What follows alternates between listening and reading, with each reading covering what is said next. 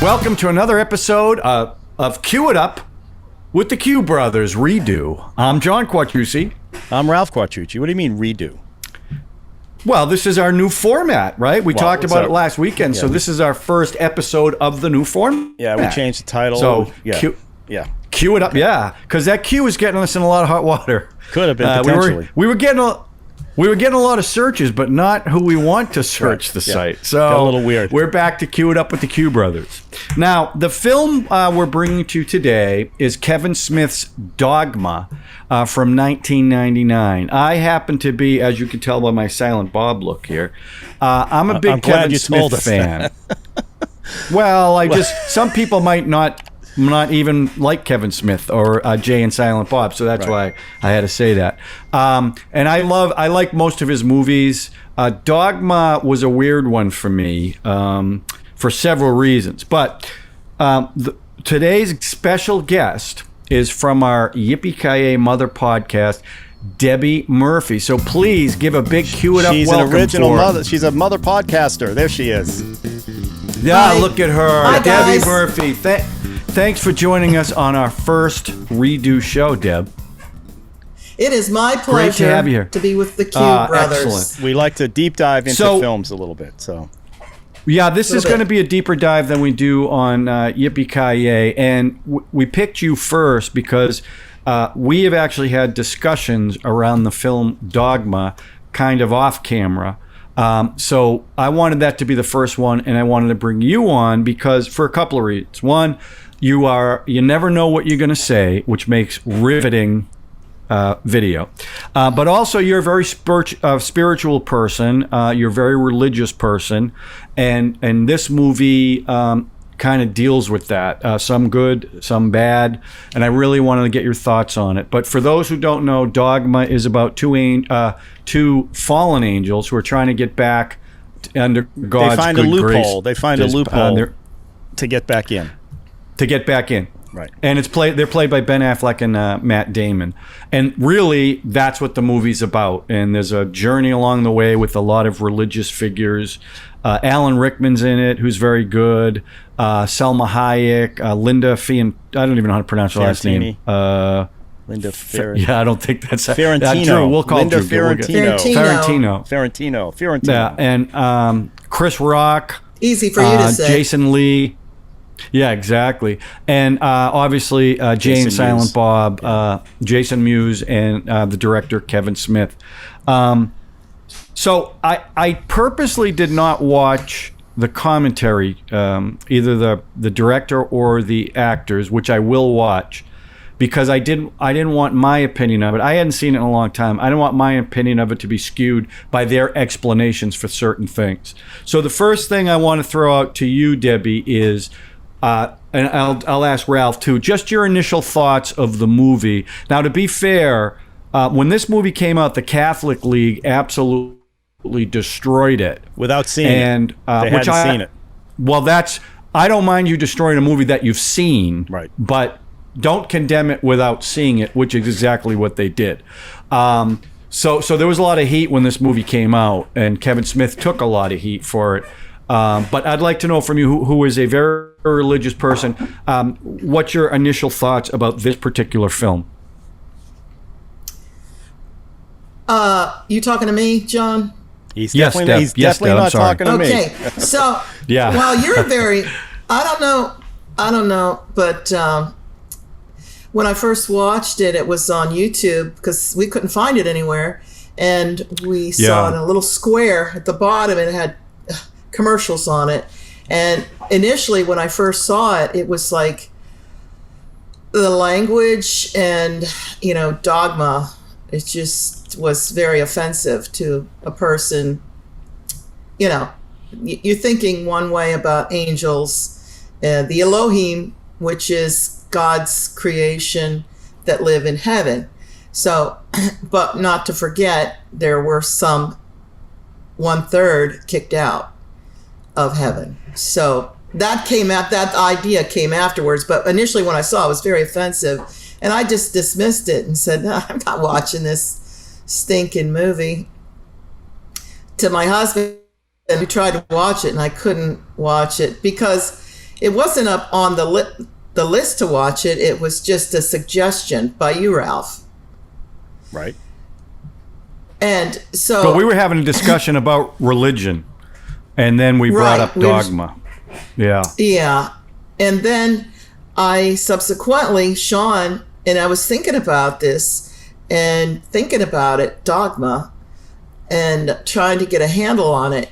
And Sean said, well, I am going to order it, and we're going to get this movie. You could watch it. And I said, good, because it was bothering me. I mean, usually when a film bothers me, there's something, or in life, something bothers a person. You have to really inspect it, look at it, go through your stuff to find out what is it that bothers you. So, I mean, I actually did a lot of praying about it. And the one morning I woke up, and this is the way sometimes God talks to me. He said, not that it was God talking to me, but the idea of screw tape letters came to me just out of the blue. And I know you probably, John, are you familiar with the screw tape letters? No. Ralph, are you? Not one bit. Okay, I'll tell you. This was a piece written by C.S. Lewis, who used to be an atheist. And he wrote the screw tape letters to show the people in the early 1900s. He wrote this about angels or demons talking to other lesser demons on how to dissuade the patient, which is a regular person, a Christian possibly, who knows what the patient was, to get them to not believe in Jesus Christ. So what's the difference between the screw tape letters? C.S. Lewis started out as an atheist and coming to be friends with J.R.R. Tolkien, a great writer over in Cambridge. They two were friends, and C.S. Lewis came to believe in Jesus. That started the friendship with these group of men over there, and they just had this great organization. They're called the Inklings, and they would talk about God and all these things. And the writings of J.R. Tolkien and C.S. Lewis are highly regarded, and just beautiful stories about God.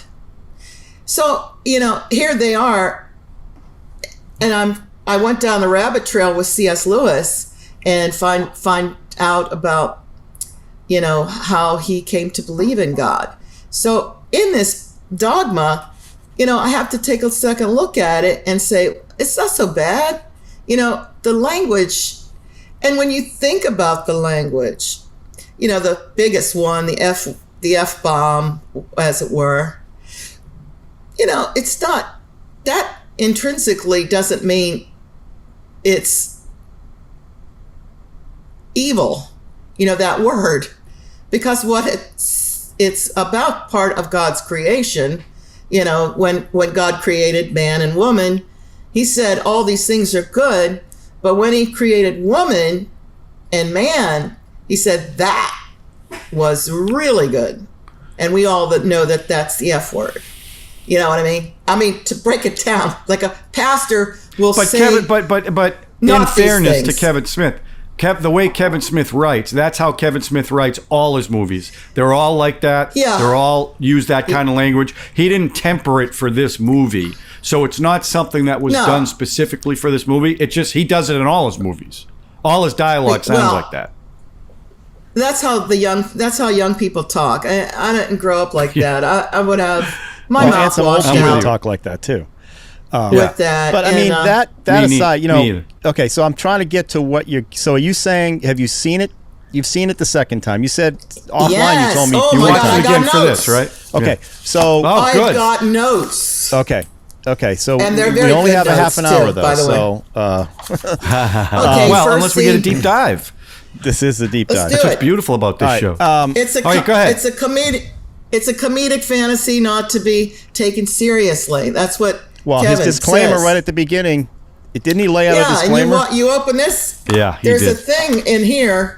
You open it up, and it says right there. It's like he had. Right. He He had was also difficulties with he Kevin. was raised Roman Catholic, and still Right. practices. And his daughter is Right. now going to church with him. I mean, Right, but when you put a disclaimer, it's like saying, with all due respect, and then you trash the person that you say it to. So he puts up a disclaimer, so now he's protected. This isn't to offend anybody, and then, of course, he's going to offend people. Except so, the platypus. That doesn't... The platypus. Yeah, is that immoral. doesn't... Right, that doesn't... That's right, exactly right. So I don't... That people gotta disclaimer get- was but to are you make saying everybody happy. okay? I let's hear Debbie's notes because I want to. Debbie's probably the expert here that can tell us more. Let's some of the notes, Debbie. So you watched it a couple more times. I just loved it because it just was so good. A lot of things were really right on, like the seraphim having wings, Rick. Okay, here we go. Alan George Rickman? Carlin. Alan Rickman, yeah. He was the seraphim and the voice of God. Now, the seraphim, if you remember, they protected the Ark of the Covenant. They had, they probably were there, but these guys were instructed on how to make the Ark of the Covenant. And it was very specific. Their angel wings were to cover the top of the ark, and their angel wings on the bottom were to cover their feet, I believe. It's all in there, the specifics.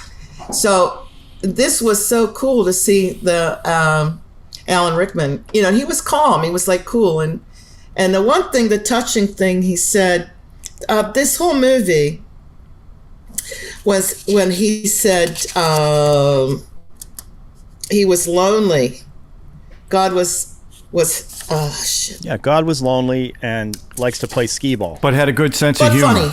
Yeah, but funny. Oh, yeah. He Very was funny. lonely, Right. but he's lonely Yeah. for us. He's lonely Right. for us. He loves his creation, and that's what this movie. I mean, it just brought up some kind of really deep stuff that's always embedded in a spiritual person.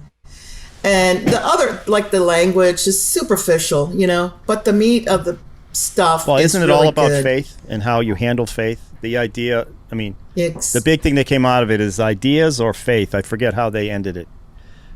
Good ideas versus. Right down to the point, like when we see Alanis Morissette as God, but it's not any different than having a man play God, because God is God. God is no way human. There's no way the Almighty is a human being. Well, he did come back as Christ, but God, the third part of the Trinity. God himself is neither female nor male. It's the essence of such, we have human beingness, but God has godness, goodness, always good. Well, they said Can't that be in the bad. film. They said this is the representation we're showing you. Right. And Rickman was there to speak because if we heard God's voice, you'd lose your mind. Right? Yeah, the one time she screamed, you had to block your ears if Right. you weren't celestial. Oh yeah, and that's in the scripture too.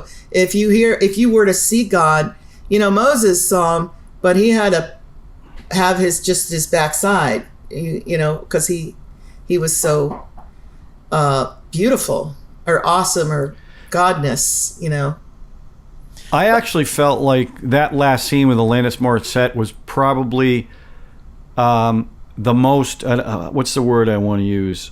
It was the most respectful of God and religion. The way that they treat it from the time she showed up till the end, it was with the most reverence in the entire movie of religion and faith. I really thought, as I watched this movie again, that scene to me played out like, okay, we're not going to make fun of it. We're not, except for one line at the end. Of course, Jason Mewes has got to call her, I wanted that bitch. I'm you didn't He said, when she kissed me, I got a chub. She was one fine bitch.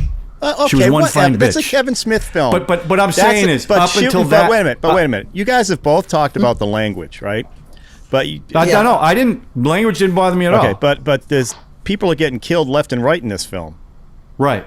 People who, if it actually happened. Avenging Angel. Right. But that's the Avenging Angel. That's what Azrael does. Although they switched the roles. Loki was the angel of death. Loki's not the angel of death. He's a god of mischief, actually. Azrael is the god of death. But my whole thing was with this movie, and I like Kevin Smith's stuff, and I did like this movie. I just felt like there were things in it, little things. Overall, I don't think it was disrespectful of religion. I don't think it was. And like I said, I think that ending was actually pretty beautiful, the way they handle it. They just threw in little things to make fun of religion that I just found unnecessary, like Buddy Christ. When they show the crucifix and then they show Buddy Christ, I thought that was stupid. You make George Carlin the cardinal, who's a known atheist, right? He's a known atheist. He doesn't believe in religion. I think what Kevin Smith is saying, I think the whole point is organized religion is the problem, not faith. Okay. So that Jesus wow or that Catholic now, whatever we said at the end. No, Catholicism wow. Right, Catholicism wow. And the cardinal character is the establishment. He is the organized religion, which is what I think Kevin Smith is attacking. That's his point.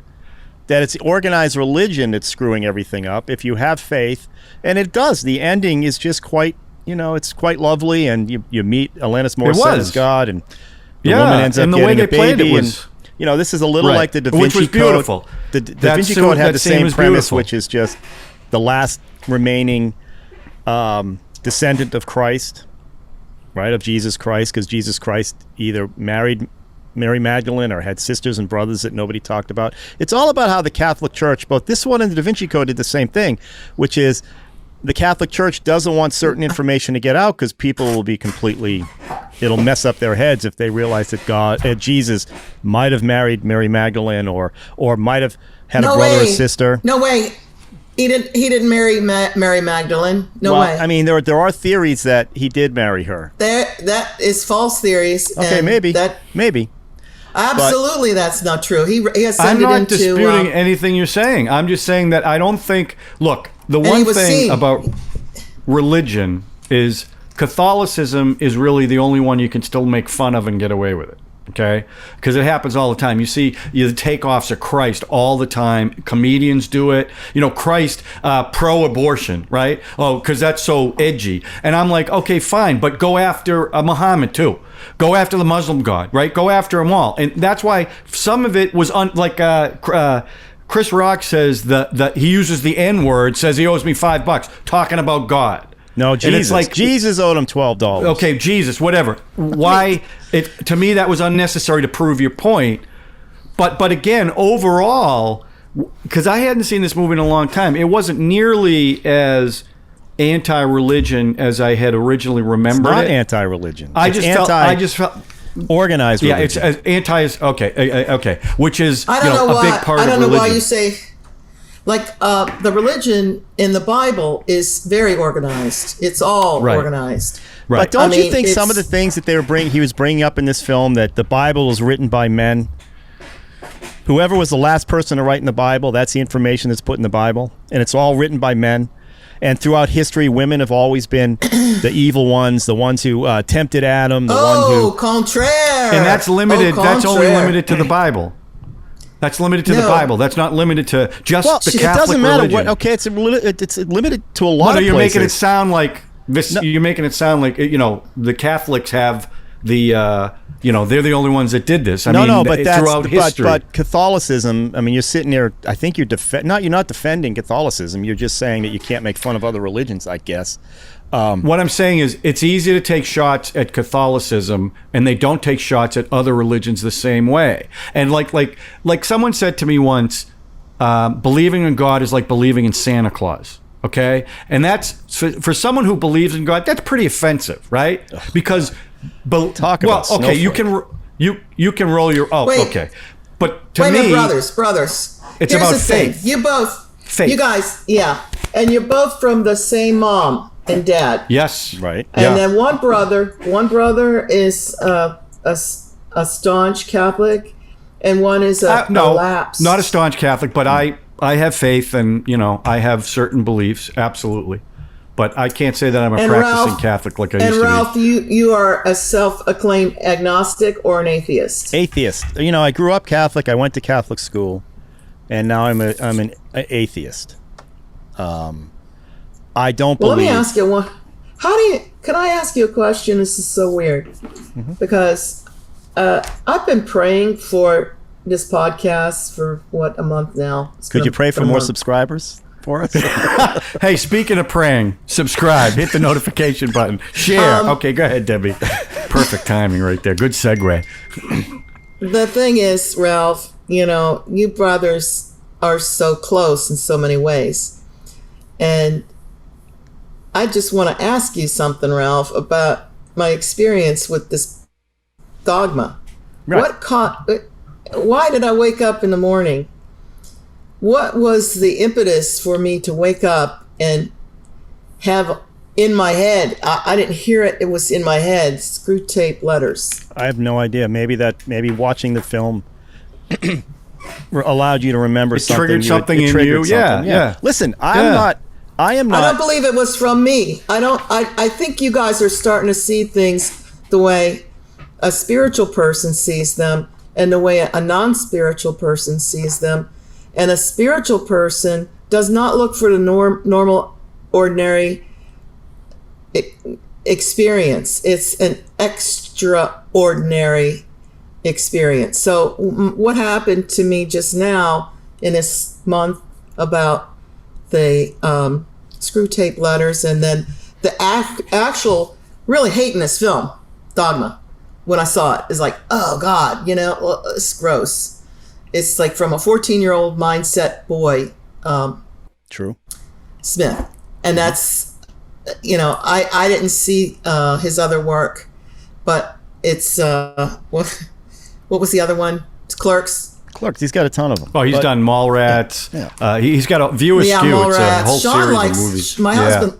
My husband really likes his work, but I don't like that 14-year-old boy mentality of, just. Oh, it's definitely that. I will say, out of other than Chasing Amy, this had probably less of it than most of his movies. It still had a lot of it, but I think he took seeing it again. I think he took the subject matter more serious than I had originally thought when I first watched it. I think so. Yeah, I do. I do believe that. And I give him credit for that. I think there were potty jokes and stuff like that, because that's him. That's just him. Potty but a joke, lot less of it. They had a shit monster. Yeah, a big poop monster. Yeah. Yeah. So, so I thought that was in very bad taste. I hate poop jokes, and I do too. But I mean, I don't know. Is that based in any kids biblical? Love it. Kids love it. I never heard of that in the Bible. Yeah, have you read the Bible, John? You've read the Bible? Oh, no, I've read pieces of it. You guys want to know the fun in the scriptures, right? The what? The funniest thing he's ever said in the scriptures. He's talking to the people that are worshiping these false gods. And he says, well, possibly your other gods are taking a dump because they're not listening to you. That's from the that's Bible? Right there. Yeah. I never heard that before. It's hilarious. The Bible is so funny. I mean, when you and Alan Rickman is so correct when he says he's lonely, but he's funny. If you have a spiritual relationship with him. I think the cast was really good in this movie. I mean, they really were. I do too. And I think it lent some gravitas to it. It really. I see the spiritual value in all these characters, playing these angels, because basically we don't understand angels because they are not us. We have a soul. We can have free will. We can decide if we want to believe or not. We can. And that's what's so beautiful about God and what he affords. He could say, hey, you can hate me. Go ahead. And they did. They crucified him for us. because he loved us so much. There's so much depth and power and goodness and love. And I feel that love in my life. And I feel that way for my husband. And I hope, and I know, John, I know that your wife feels the same way about you, you know? And it's a great feeling. And the saddest thing for me is to see these Muslims, and this is sad for me, because they don't, and they're waiting for 9 virgins when they die. It's 70 virgins. Or 70 virgins. Yeah. Okay, just you only need one woman that loves you. 70? And then you'll feel like a queen. You'll feel like a king. If you have one woman to love you in your life, you will feel like a king. And that is what unless you can find more than one to love you. What? Ralph, what'd you think? Did you know who the guy was in the hospital at the end? The actor? Yeah, it's Bud Cort. I knew it right from the beginning. Yeah. Yeah. You did? I didn't know that was him. I forgot that it was how it ended, which was he was God playing skee ball, and that's what made it even more. Right. That's right. He was by the pier. Kevin Smith did. Okay, explain to me the skee ball thing. I don't get the skee ball thing. So God likes to play skee ball. So every now and then he takes a little sabbatical, goes down to Earth, and plays skee ball. Gets inside a human body. Movie, that's who is Bud Cort. That's who Bud gets Cort beat is up. God, and that's why he was at the boardwalk, and that's when the demons beat him I up thought he was and put a him in the clown. hospital. I thought he was a clown. No, he was just a homeless dude. Yeah. Oh. That was John Doe. Yeah. Jersey John Doe. Yeah, that's Don right. Doe Jersey or whatever. That's right. I thought Kevin Smith. Well, go ahead. I was just going to no. Tell me what you're going to say first. Then I'm just going to say. I mean, ultimately, the movie ends with Kevin Smith, or through Bethany, saying, "I got my faith back." You know, I thought I lost my faith. She got her my faith back. Right. So she was she was still going to church, like she said. She was writing, balancing her checkbook at church, but she was still going. Albeit she was worked in an abortion clinic, but she still believed in God. So they could do the abortion jokes. So that was good. Oh, I have a note on that. I have this note. Okay, at the abortion clinic. Go shake your head. This sign right out, welcome. There was a welcome sign outside the abortion clinic. But the one joke he said is that's where you meet loose women, right? It's Jay. What do you stick that guy in a movie? What do you think's going to happen? No, Janine Garoppolo said something too about people who are anti-abortion. I mean, that's what I'm just talking about. It's like a cheap shot, which is fine. Okay. It's a cheap shot, but again, I think I keep going back to that last scene because not only the way they played the God thing with Alanis Morissette, but when Bethany died, and Kevin Smith, the emotion that Kevin Smith showed, which I've never seen in any of his movies, anything that was remotely realistic, and that was that was emotional. And then when God saved her, and then gave her the baby, I mean, that was the way they ended it was really nice. Yeah, it's very emotional. Which I didn't mind because then Jason Mewes says his line as he's sitting on the steps. Yeah, he said he got a chubby. So it's a Kevin's. That's right. It was great. He didn't say chubby. What did he say? Said, got something. I'm pulling tank or something. I forget what he said. He's tugging on my. Oh my God. So Ralph, where do you put this? Where do you put this in the Kevin Smith movies? Where would you put this? Listen, I'm going to confess. I've never seen Clerks. Never seen Clerks. Clerks is a fun movie to watch because have you seen where do I put cheap it this? was. I put this like I loved Jay and Silent Bob Take on Hollywood where they go and do the revenge.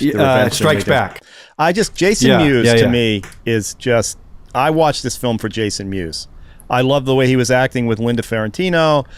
He's crass. He's a druggie. I just think he's a riot. He was. I mean the background in this movie was he was on heroin. He was on cocaine. He was having a lot of problems. Kevin Smith pulled him aside and said, "You're going to be acting with Alan Rickman. Get your shit together." Yeah. And I guess Ferrantino was a problem on this film. I just read something right before I got on that she was a bit of a problem, and they actually wanted Garofalo to play the lead. And she didn't.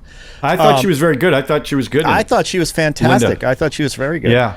Have you seen Red State? One of his later ones? No. Okay, Red State takes on Christian fundamentalists. And that's a pretty brutal film. It's about a government siege, it's like a what do you call it? Koresh, whatever Koresh, where they surrounded the Is it a comedy? No. No, Oh, okay. it's not a comedy. But I never heard of it. Who's in it?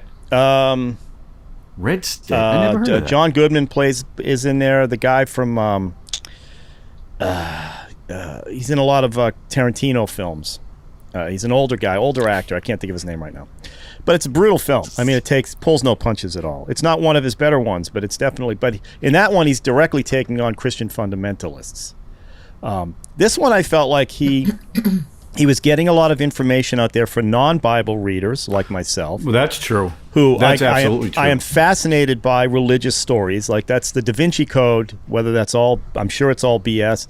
I'm just fascinated by the mythology. And I said, that whole thing about it's not mythology. I forget, God said he doesn't like the word mythology.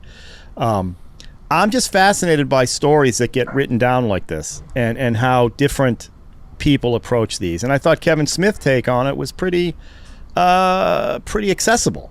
I mean, the muse, the information from the muse. I don't. The 13th apostle, disagree with that. and that maybe Jesus was black.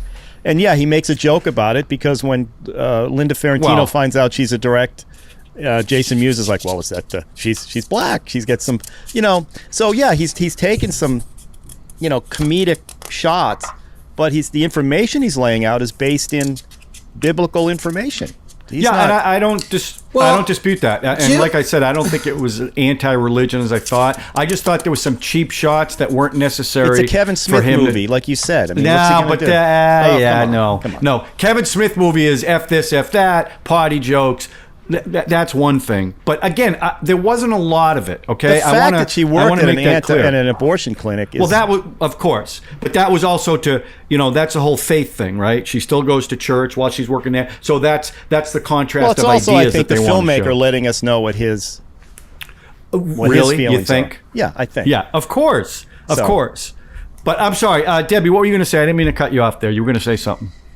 Well, getting back to the angels in the story, the way they were, it's hard to see them like that because we think of angels as helping. Are you talking about the two, Loki and Barnaby? Yeah, and Bartleby.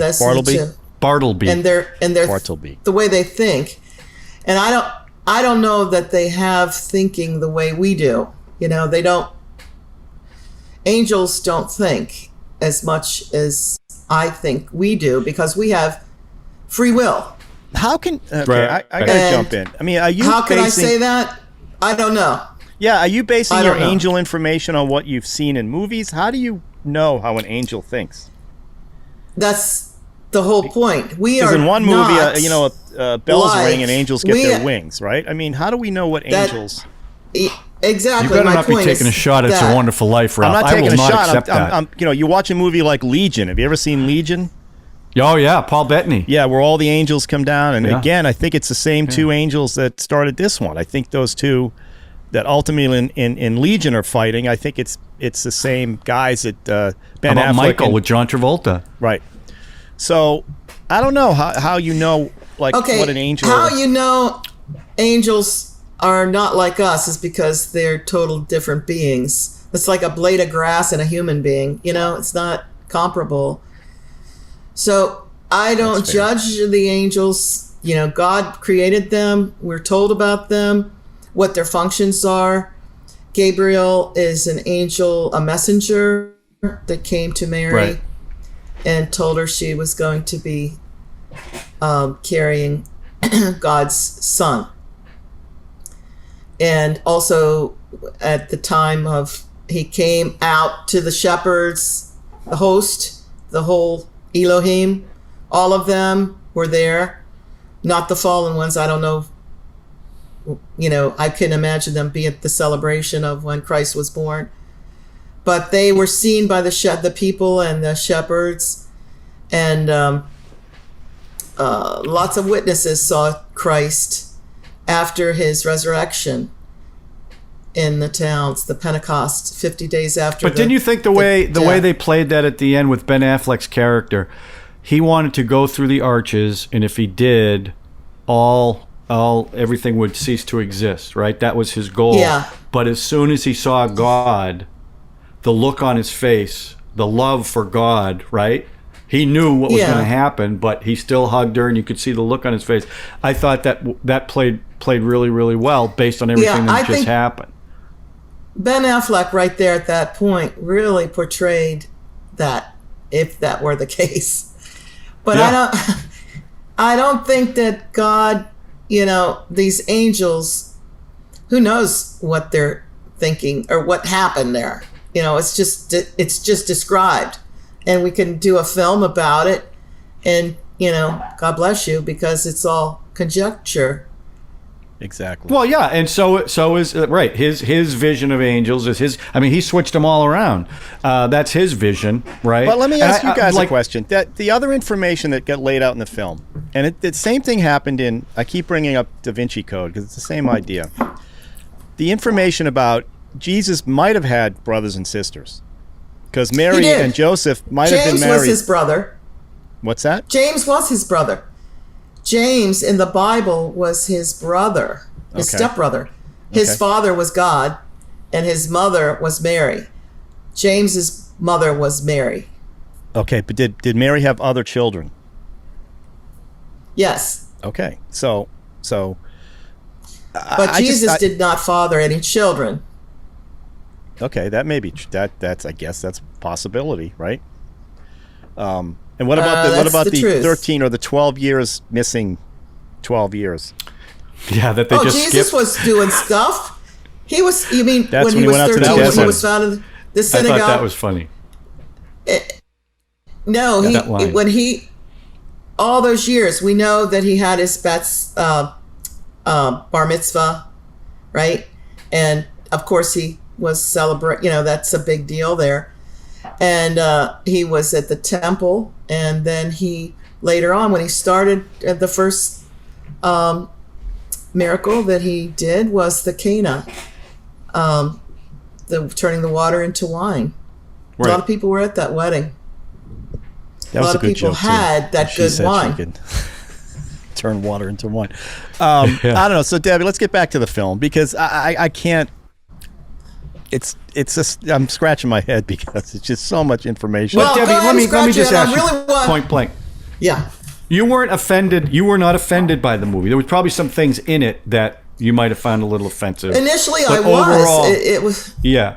No. But you originally, when you first saw it, you were offended by the language. But now watching it before this podcast, I mean, again, if you saw his other films, you wouldn't even bat an eye. But I mean, from the religious aspect, you weren't offended by the religious overtones, right? Because all in all, like I said, because I'll tell you, when we think of angels, right, we think of good angels. But I was wrong about isn't that. the devil a fallen angel? Isn't the devil a fallen angel? Exactly. So exactly, so and that's a scary there are bad angels. thing. You don't want. Yeah. And that's the whole the truth about it. There's angels that are here to help us at times, and then like there's the ones that are the ones. Well, Clarence, way to go, Clarence! Way to go! The truth is, most angels in films, Hollywood films, are angels like Ben Affleck and Matt Damon. They're avenging angels. Yeah. And there's always this backstory about one of them loves God more than the other, or God loves the other one more, and they're always trying to prove something, and then all these bad angels come down and try to destroy man because God loves man more than angels. This is the whole Ben Affleck's whole thing is it's true. Because you know that for a fact. It's true. This is what drives me. Well, how would you kill? And here's the proof. How could you kill your son, your only son, out of love for the whole world? That's a good question. I don't know. So it's and the thing about the spiritual stuff, what I'm trying to tell you, Ralph, and I know your mom, I hope she listens to this podcast. God willing. She doesn't even like it. She doesn't even hit the like button. Please have her watch this one. I'll get her to watch this one. I will get her to watch this one, Deb. Yeah, because I know your mom's praying for you, and I know your brother's praying for you, and the whole, I'm praying for you. And it's just a matter of time before you get on board with God, because it will make your life so much better, so rich and full. But you and know happy. what, Ralph? You talk about angels. For the first 40 years of film, angels weren't shown the way you see them now. They were shown as, benevolent, angelic, benevolent. Yeah, absolutely. So that's a new phenomenon. I understand. But I think, and you said something really interesting earlier, and I don't disagree with it. I think it's a way to make it accessible to today's audience, or at the time 1999. Yeah. So I kind of get where he's coming from on that, because people going to see his movies don't want to see the the benevolent angel. They want to see what they showed in the movie. Well, forget the angel stuff. It's all the other stuff. The Muse stuff. Yeah, the Muses, the demons. The demons, and even the 13th Apostle, Chris Rock. Playing that. He made it palatable and interesting. And I find religious films... I don't disagree with that. I find religious films fascinating, okay? Because it's just such a perspective that I just never could wrap my head around, ever. Even when I went to your head around it.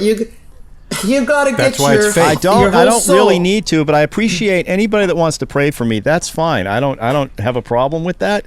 I think my mother, I used to call her all the time and said, Mom, it's fine. You don't have to do that. I appreciate it. But I think John is the one that spilled the beans on me with her about my atheism. That was a nice coming home for me. That was great. Because I had never told her. If you're interested in this, you should read the Screw Tape Letters, and you see what C.S. Lewis has to say about it. How do you pronounce that? Just like Screw Tape Letters. And here's the weird part about it. It's like he wrote this 1920, I don't know, something, a long time ago, and he is known as the apologist. How we have people explaining Christ in this time. They're referred to as apologists. Apologizing for what? And so for all the stuff being said against Christ, against Christ in Christianity. It's all about Jesus. It's not about the church. It's not about the do you think, candlesticks. Debbie, back to the movie. Do you think I'm going to say this wrong, but do you think he I'm saying paid tribute, but I don't want to say that because it's not right. But do you think he did a good job representing God in this movie? You do. I do. Yeah. So, he made her Alanis Morissette. I mean, what better representation of God but it was more than that. It was more. It wasn't just that it was her. She's doing handstands on the tree. Yeah. And she likes skee-ball. I mean, if anybody made God accessible, it wasn't Moses. It wasn't the Ten Commandments. It was Kevin Smith. And now he throws in the shit monster, and he throws in Jason. Right, exactly. Jason, what's his name, as the devil or devil's partner? No, Jason Lee. Jason Lee as the demon. As a the demon. Lucifer's son, right? And the three the hockey player or skateboarding, whatever the hockey rollerblading dudes who killed Bud Cort or with the hockey sticks. Beat him up. Yeah.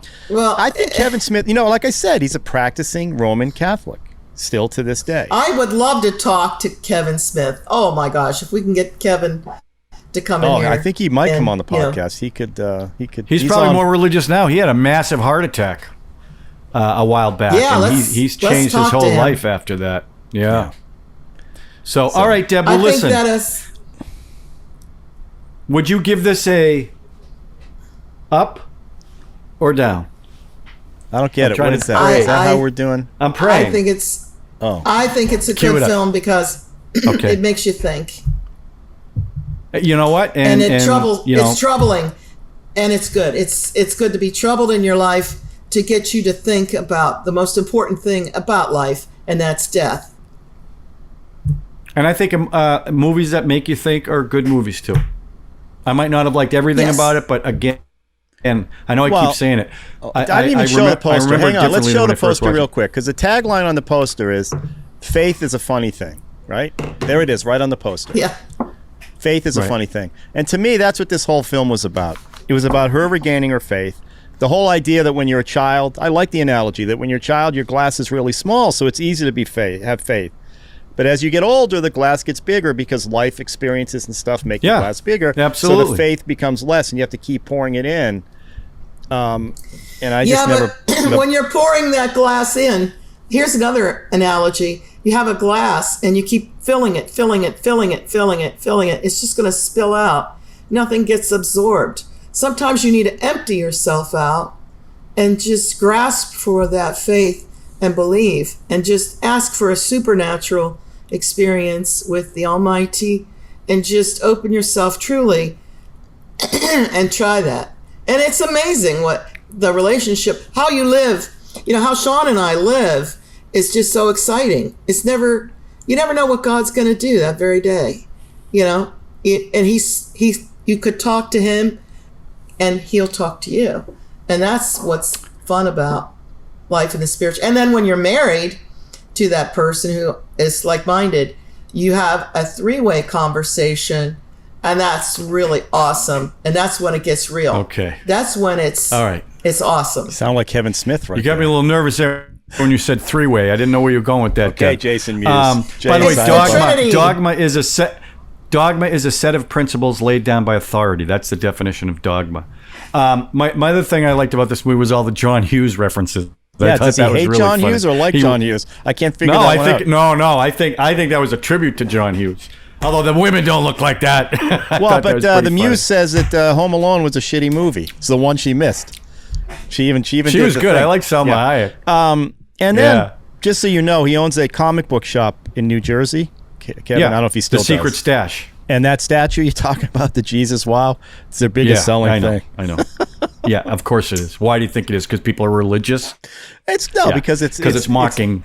It's mocking, Ralph. Okay, so you can say whatever you want about it. He was mocking, but that's okay. He was mocking. Listen, I want to thank established religion. He was the establishment. Yes. But you had to do that to mock the establishment. You had to make grow that up. Big smiling. Grow up. Oh my God! You mocked the crucifix. Yeah, that's great. Anyway, Debbie, thank you so much for being on our first show. Okay, also sharing. What is very personal to some people. I appreciate you sharing your insights and your spiritual feelings, and we really appreciate you being on the first show. So thank you so much for joining. I hope you had a good time. I did. Thank you so much, the brothers Quattrici. The brothers, and keep praying for us, Debbie. We're trying to make this show a hit. So anything that'll work, we'll take. I'm not going to be selfish, but please pray for subscribers. Okay, that's what we need subscribers. I think that this subject matter is just, movies and God. It's all about it. I'm all about movies and God. Well, and I know you're in I know you work with a lot of religious groups. Perhaps they might want to see this particular show that we did starring you. All right, Deb, thank you so much. Everyone say goodbye to Deb. Ralph, say goodbye to Deb. Bye, Debbie. Thank you so much. And we will talk to you soon, Debbie. Bye. Bye. Mwah. Love you. See ya. All right. And we're back. Okay. So I thought that was very interesting. I knew that she would bring a dimension that we probably didn't even think of, but I appreciated that. So, okay, Ralph. So why don't we, do you want to say anything about what we just did before we move on? I have nothing to say. My faith has been shattered. You have faith. So you did have faith at one time. I have faith in. You said your faith was shattered. Yeah. The idea that she heard a voice in the middle of the night, that's cute. I don't know. Burning bush, the whole thing. I can't. But anyway, it's okay. That's my thing. Yeah, no, I get it. I totally anybody that wants to pray for me, I will accept that. So that's fine. There you go. And that's what faith is all about. It's all about that. Okay, so now, Ralph, we finished up that first one. Why don't we do a little stream section right now? We'll do one. I have nothing. Again. So this is all on you. Okay. So let me say something about this show. I love doing the show. I love hanging with my brother and talking to my brother. But the last couple of times, he just, he doesn't watch anything. He doesn't want to talk about anything. It's not that I'm not watching anything. I watch everything, but it's not like I'm watching movies for all the podcasts I do. I have work. You're not working. You're at home with hours and hours and hours. I'm working. So I can't be streaming 24 hours a day. So No. tell me what you've But you seen can and go I'll out- comment. You can go out and buy Laserdisc, though. You have time for They that. actually just come right to the house. There you go. So I did want to talk about a show I watched on Amazon Prime. It's a documentary on Val Kilmer called I watched Val. that. I don't know if you've seen it. I did watch that. It was... Touching. I first of all, I love Val Kilmer. One of my favorite movies of all time is Real Genius. Yeah, me too. It was brave, I thought. Yeah. Because frankly, how he looks now, and he had throat cancer. Yeah. And they pretty much had to remove his larynx. So he talked, he's got one of those tubes in his throat. But it was the progression of his career. And the interesting thing they did was his kid actually narrated it Yeah, it was as very, Val very Kilmer. nice, touching. And he sounded a lot him. like him. Yeah, yeah. He did. But it was I loved it. It was just hard to watch towards the end when he's doing those shows and signing stuff. And it was just, when you think of Val Kilmer, he was Batman. He was, Doc Holliday, an athletic guy, it was a tough one to watch at the end. And I give him a lot of credit. It was. But the cool part of the film, but he had all that footage from everything he ever did from growing up. And I never knew the story. I didn't know the story about his brother who passed away, had an epileptic seizure in a pool, who was actually the filmmaker of the family.